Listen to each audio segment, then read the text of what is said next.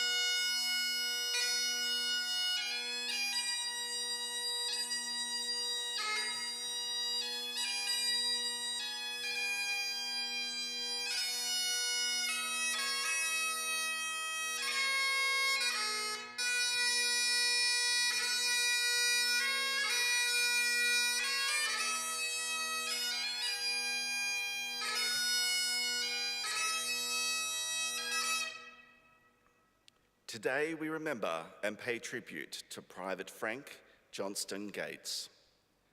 Frank Gates was born on the 11th of February 1897 in the Sydney suburb of Petersham. He was the second of 4 children born to Arthur Henry Gates and his wife Elizabeth. Frank attended Summerhill and Petersham Public Schools and Sydney Technical College. He then began an engineering apprenticeship in Sydney. Frank also served as a second lieutenant in the 36th Battery of the Senior Cadets and later the Commonwealth Militia Forces, and attended the local Baptist church with his family. Frank enlisted in the Australian Imperial Force on the 9th of May 1915, 2 months after his 18th birthday. He was allotted to the 7th Reinforcements of the 2nd Infantry Battalion with the rank of private and commenced his initial training at the Liverpool camp on the outskirts of Sydney. Private Frank Gates departed Sydney in HMAT Orisva on the 14th of July 1915. He volunteered for the position of mess orderly and was granted the rank of temporary sergeant for the duration of the journey.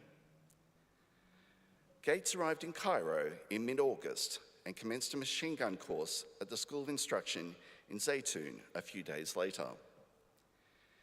He qualified as a first-class machine gunner by exam in mid-September and was allotted to A Company of the 5th Training Battalion as an acting corporal to instruct new arrivals. In his letters home during the period in Egypt, Frank wrote in detail of his trips to many of the sites in Egypt. Writing of his dislike of the constant vaccinations he and other men were given, he joked that if they would inoculate us to be bulletproof, I would not mind being inoculated. After a largely uneventful few months training in Egypt, Gates left Heliopolis for Lemnos at the end of October. He landed on the Gallipoli Peninsula in early November and joined the 2nd Battalion as a private. The battalion remained on Gallipoli until mid-December, when it returned to Egypt following the evacuation. Gates left Egypt for the Western Front in late March 1916 and joined the 1st Infantry Brigade's machine gun company. He was admitted to the 13th Field Ambulance in late August with a fever and spent the next 2 months receiving treatment. He was discharged, only to be readmitted to hospital a week later. His condition was finally diagnosed as trench fever. Gates was evacuated to England for treatment at the Reading War Hospital.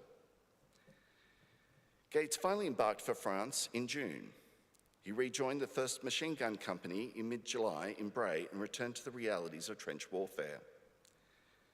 He was hospitalised again in November 1917, this time with shrapnel wounds. None of Gates' comrades were harmed, but he suffered damage to his knee and was evacuated to hospital for treatment. Gates also fell ill with scarlet fever and was once again evacuated to England and admitted to the Cheltenham Military Hospital to recover properly. In mid-February, he was taken on strength to the newly formed 1st Australian Machine Gun Battalion in early April 1918. Gates returned to France at the beginning of June and with his battalion took part in the Allied effort to push the German army back through France towards the German border. In his final letter home on the 1st of September 1918, Gates reported that he was feeling grand and was keeping on the lookout for his brother George's battalion. News had not yet reached him that George, serving as a sergeant with the 34th Battalion, had been killed in action outside Bray on the 20th of August.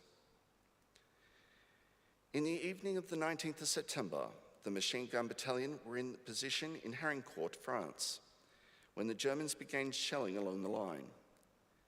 Gates immediately rushed to his gun to commence fire, supported by 2 other members of his gun team. During the enemy bombardment, a shell hit Frank's gun directly. Eyewitnesses reported that pieces of the shell hit Frank Gates in the head and chest, killing him instantly. He was 21 years old. Frank Gates' body was buried where he fell with Lancs Corporal Claude McLean and Private Edwin Freeland. After the war, his remains were exhumed and reburied in Tombeau-la-Gare British Cemetery in France.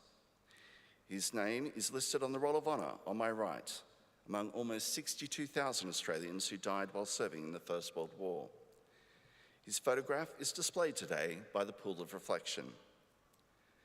This is but one of the many stories of service and sacrifice told here at the Australian War Memorial.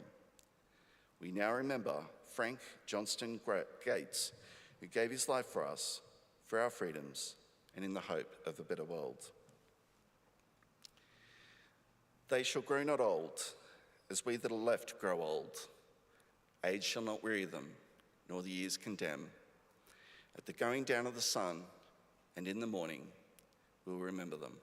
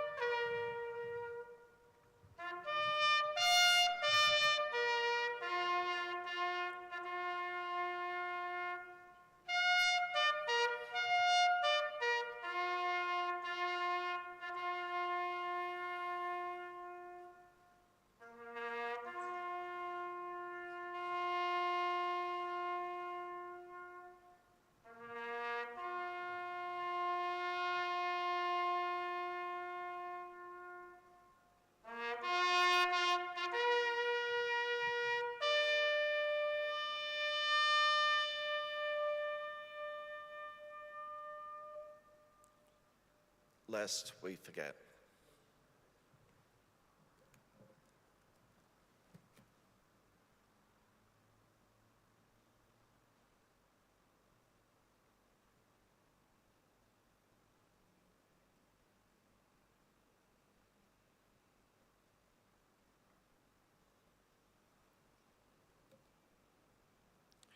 We leave you this evening with the words of the memorial's founder, Charles Bean.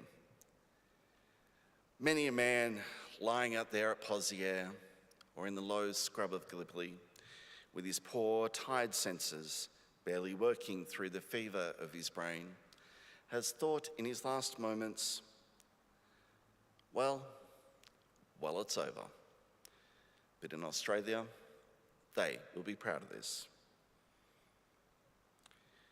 Ladies and gentlemen, girls and boys, that concludes the last post ceremony. On behalf of the director, staff and volunteers, thank you for visiting the Australian War Memorial today and for your continued support during the memorial's development project.